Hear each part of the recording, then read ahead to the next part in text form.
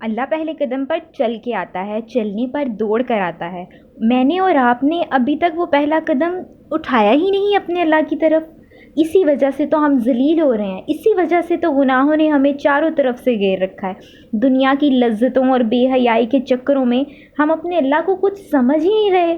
تو آپ خود ہی سوچیں کہ میری کتنی بڑی بدقسمتی اور بدبختی ہے کہ اللہ رب العزت کی چھوٹی سی ریکوائرمنٹ تھی، اور اس چھوٹی سی ریکوائرمنٹ کو پورا کرنے کے بعد بہت بڑے بڑے فیصلے کرنے کا وعدہ کیا گیا تھا میرے لیے، آپ کے لیے۔ میں نے اور آپ نے وہ چھوٹی سی ریکوائرمنٹ بھی پوری نہیں کی، صرف اس لیے کہ ہمیں گناہ کرنے تھے، صرف اس لیے کہ مجھے کسی سے محبت تھی اور میں نے اپنا سارا ٹائم اسے دینا تھا، صرف اس لیے کہ میں نے دنیا کمانا بہت ضروری سمجھ لیا تھا، اس لیے کہ مجھے گیمز کھیلنے کا شوق تھا، مجھے رینکس پش کرنے تھے۔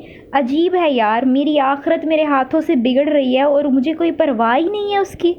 صرف اور صرف اس دنیا کو سیدھا کرنے کے چکر میں۔ یہ دنیا کبھی سیدھی نہیں ہونے والی، اس میں ہر انسان کی ہمیشہ 4-5 کام بگڑے ہی رہیں گے، لیکن جو بندہ آخرت کی تیاری کرتا ہے نا، اللہ اس کے سارے کام سنوار دیتا ہے۔ تو کوشش کریں کہ یہ زندگی کچھ گناہوں، کچھ لذتوں کی نظر نہ ہو جائے، اور آخرت میں ہم اللہ رب العزت کے سامنے لاجواب نہ ہو جائیں۔